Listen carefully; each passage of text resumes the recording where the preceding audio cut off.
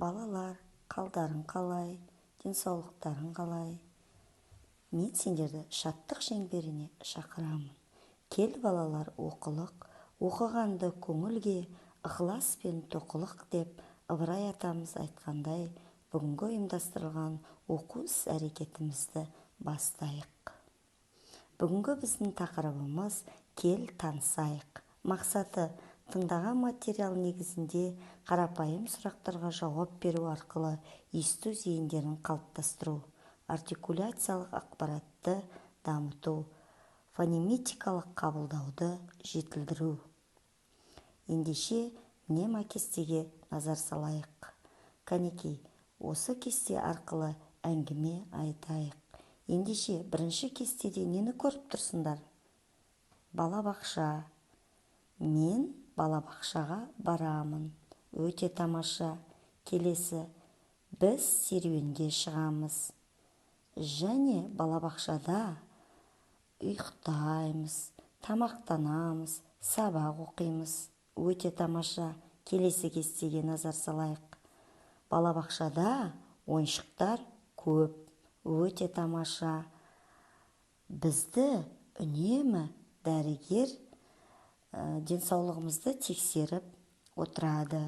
Жақсы, жарайсыңдар балалар. Келесі, мен сендерге жұмбақ жасырғым келіп тұр. Сандығым бар өзгеше, қолыма алып жүремін. Ішін ашып, ақтарып, өмір сырын білемін. Бұл не деп ойлайсыңдар? Кітап, дұрыс айтасыңдар.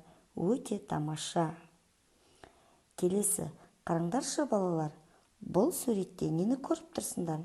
Сауатташу негіздері атты жұмыс дәптерін көріп тұрсыңдар. Бұл ұйымдастырылған оқу іс-әрекетінде бұл бізге жаңа сабақ сауатташу негіздері болады. Бұл дәптерден біз көптеген қызықты тапсырмалар орындаймыз. Ал жанындағы оқу құралдары бізге көмекші болады. Сол дәптерден бірнеше қызықты тапсырмаларды құралдар арқылы орындаймыз. Балалар, дыбыстар нешеге бөлінеді? Білесіңдер ма? Дыбыстар екіге бөлінеді. Дауысты және дауыссыз болып бөлінеді екен. Мынау не деп ойлайсыңдар? Нені көріп тұрсыңдар? Қызыл үй және көк үй. Бұл қызыл үйде дауысты дыбыстар өмір сүреді, көк үйде дауыссыз дыбыстар өмір сүреді. Дауысты дыбысты біз қызыл текшемен белгілейміз, дауыссыз дыбысты біз көк текшемен белгілейміз. Дыбыстар екіге бөлінеді, дауысты дыбыс және дауыссыз дыбыс болып. Дауысты дыбыс айтылуы кезінде ауа өкпеден кедергісіз шығады. Ал дауыссыз дыбыс сөйлегенде ауа кедергімен шығады. Оны біз дауыссыз дыбыс деп атаймыз. Яғни біздің тіліміз, тісіміз кедергі жасайды. Балалар, дыбыстарды біз естиміз және айтамыз. Ал әріпті болса, біз көреміз және жазамыз. Осы ережені мұқият есте сақтаңдар.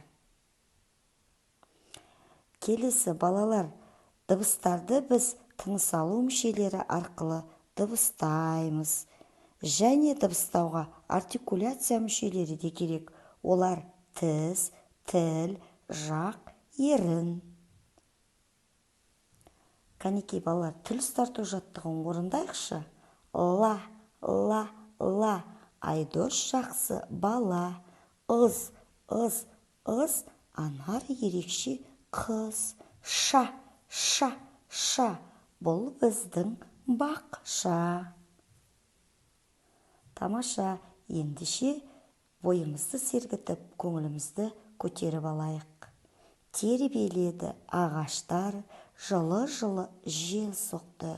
Күлім деген балалар шуылдасып қол соқты. Жарайсыңдар балалар.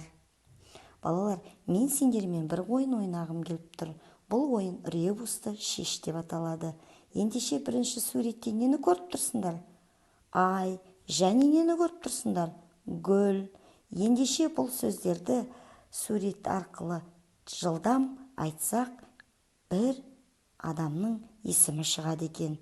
Кәнеки, бірге айтайықшы. Ай, гүл. Қандай есім шықты? Ай, гүл. Өте жақсы, тамаша. Келесі суретте нені көріп тұрсыңдар? Сендер суретті атаңдар, мен буындарды қосайын. Гүл, нұр. Қандай есім шықты? Гүл, нұр.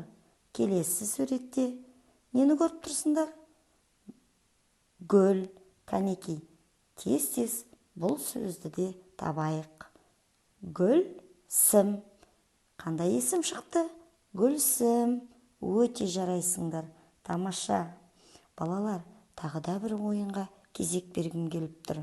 Әуеде ұшқан шарлар ойыны. Біз дыбыстарды нешеге бөлдік? Екіге бөлдік. Дауысты және дауыссыз дыбыс. Ал бұл үйшікте нелер тұрады екен? Қызыл үйшікте дауысты дыбыстар, көк үйшікте дауыссыз дыбыстар тұрады екен. Ендеше мына шарларды өз ұяшықтарына орналастырыңдар. Тамаша, көк шарды неге көк үйге орналастырдың? Себебі неде? Өйткені онда дауыссыз дыбыстар тұрады. Ал қызыл шарды неге қызыл үйшікке орналастырдың? Өйткені онда дауысты дыбыстар тұрады екен. Дауысты дыбысты қызыл текшемен белгілейміз, дауыссыз дыбысты көк текшемен белгілейміз. Тамаша, жарайсыңдар балалар. Бүгінгі оқу іс әрекетіне өте ерекше қатыстыңдар. Назарларыңа рахмет.